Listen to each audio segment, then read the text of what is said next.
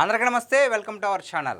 ముందుగా మెగాస్టార్ చిరంజీవి గారికి 70వ జన్మదిన శుభాకాంక్షలు అండి. 40 ఏళ్ళుగా తెలుగు సినిమా ఇండస్ట్రీలో నెంబర్ 1 హీరోగా కొనసాగిస్తూనే, అలాగే ఇండియాలోనే బిగ్గర్ దాన్ బచ్చన్ అని పెద్ద కీర్తి గడించిన మెగాస్టార్ చిరంజీవి గారు ఎందుకో కొద్ది కాలం నుంచి ఎందుకు వెనకబడ్డారని నాకు అనిపిస్తుంది. ఈ మాట అంటే చాలామంది అని తిట్టుకోవచ్చు, బట్ అది వాస్తవం. అది వాస్తవం కాదు మీకు కూడా తెలుసు. ఎందుకంటే చిరంజీవి గారు చేసిన గత కొద్ది సినిమాలు చూసుకుంటే కనుక మెగా అభిమానులకి అంత సాటిస్ఫాక్షన్ లేదేమో అనిపిస్తుంది. ఎందుకు అంటే సైరా నరసింహారెడ్డి కావచ్చు, బాలశంకర్ కావచ్చు, ఆచార్య, అలాగే గాడ్ ఫాదర్, ఈ సినిమాల్లో మెగా అభిమానులకి మా బాస్రా అనే కాలర్ ఎగరేసుకునే మూమెంట్స్ వచ్చే సీన్స్ కానీ ఆ గ్రేస్ కానీ ఏమీ లేవు. దానివల్ల అవి బాక్స్ ఆఫీస్ వద్ద కూడా అంతలాగా ఆడలేదు, అంతలా అలరించలేకపోయాయి. సో మెగా అభిమానులు అందరికీ కూడా చాలా డిసప్పాయింట్లో ఉన్నారు. అసలు చిరంజీవి సినిమా అంటే ఎలా ఉండాలి? డ్యాన్స్లో గ్రేసు. అసలు తెలుగు సినీ ఇండస్ట్రీకి డ్యాన్స్ని పరిచయం చేసిందే చిరంజీవి గారు. సో ఆ డ్యాన్స్ కావచ్చు, లేదంటే మంచి మ్యూజిక్, బ్యాక్గ్రౌండ్ స్కోర్ కావచ్చు, మంచి మంచి పాటలు, అబ్బని తీని దెబ్బ, ఎన్ని పాటలు ఉన్నాయి అసలు చిరంజీవి గారి పాటలు అంటే. మెలోడీ కావచ్చు, మాస్ కావచ్చు, ప్రతి ఒక్కటి అన్ని జానర్స్ టచ్ చేస్తారు. సో అది. ఇంకొకటి ఏంటంటే ఎమోషన్. ఇంకా ఎమోషన్ గురించి చెప్పాల్సిన పనే లేదు. ఆపద్ బాంధవుడు సినిమాలో లాస్ట్లో వచ్చే క్లైమాక్స్ చూస్తే చాలు ప్రతి ఒక్కరు ఫిదా అయిపోతారు. ఆ ఇన్నోసెన్స్, వాట్ యాక్టింగ్ అండి.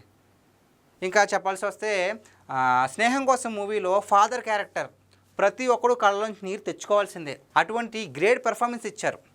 అంతేకాకుండా ఆరాధన మూవీ కావచ్చు, అలాగే కామెడీ టైమింగ్. అన్నయ్య మూవీ చూసి నవ్వకుండా ఉన్నాడు వాడు ఎవడన్నా ఉంటాడా? బాస్ టైమింగ్ అంటే వేరే లెవెల్. అప్పుడెప్పుడు చంటబ్బాయి దగ్గర నుంచి ప్రతి సినిమాలో కూడా ఈ కామెడీ టైమింగ్ని వదలలేదు. సో ఇవన్నీ కూడా మొన్నటిదాకా చిరంజీవి గారు తీసిన సినిమాల్లో అంతలాగా లేవు, ఈ ఎలిమెంట్స్ అన్నీ లేవు అనిపించి అవి బాక్స్ ఆఫీస్ దగ్గర సరిగ్గా ఆడకపోవడమో, లేదంటే మెగాస్టార్ అభిమానుల్ని సరిగ్గా సాటిస్ఫై చేయలేకపోయాయి. మరి ఇక నుంచి వచ్చే సినిమాలైనా సరే అలా చేస్తాయని కోరుకుందాం. సో ఇక నుంచి చిరంజీవి గారు లైన్ అయిపోయింది ఒకసారి చూద్దాం. అనిల్ రావిపూడి గారితో ఒక సినిమా చేస్తున్నారు. ఆ విషయం మనందరికీ తెలిసిందే. సినిమా కూడా చాలా వరకు షూట్ కంప్లీట్ అయిపోయింది.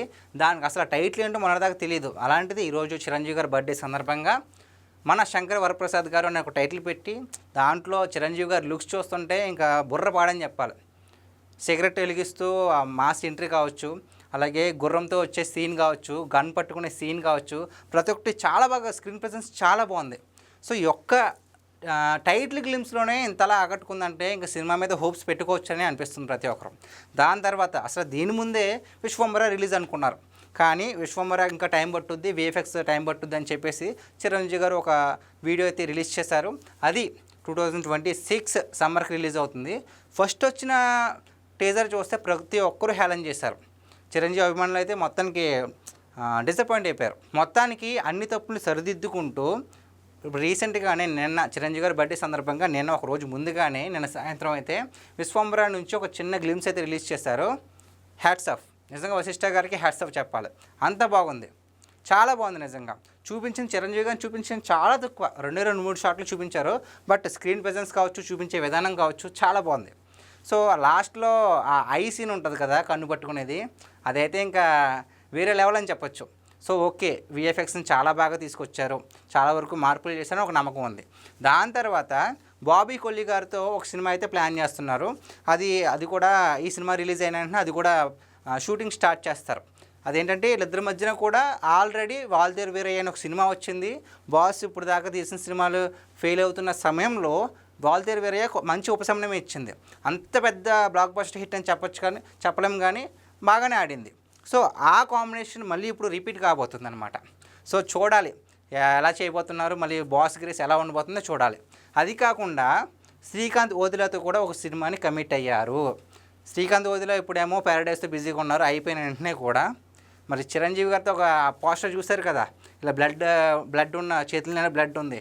ఆ పోస్టర్ చూసి అర్థమవచ్చు. అసలు శ్రీకాంత్ ఓదిలా ప్లానింగ్ చూస్తుంటేనే బుర్ర పాడైపోతుంది ఒక్కొక్కడికి. మొన్న ఏమో ఒక మేకింగ్ గ్లిమ్స్ రిలీజ్ చేశారు ప్యారడైస్కి. తన విజన్కి అయితే హ్యాట్స్ ఆఫ్ చెప్పొచ్చు. సో మరి వాళ్ళిద్దరూ కలుస్తున్నారంటే సినిమాకి ఏ రేంజ్లో ఉందో ఊహించుకోవచ్చు. సో ఇదండి మొత్తానికి ఒక 3-4 సినిమాలు అయితే చిరంజీవి గారి దగ్గర నుంచి లైన్గా వరుసగా లైనప్ ఉంది. మరి పాత వైభవం, పాత మెగాస్టార్ని ఈ డైరెక్టర్స్ ఈ మూవీస్లో చూపిస్తారో లేదో చూద్దాం. సో మొత్తానికి ఇదండి ఈరోజు మన వీడియో. మరొకసారి మెగాస్టార్ చిరంజీవి గారికి 70వ జన్మదిన శుభాకాంక్షలు. మరి ఈ వీడియో పైన మీ విలువైన అభిప్రాయాన్ని కామెంట్ చేయండి. Thank you.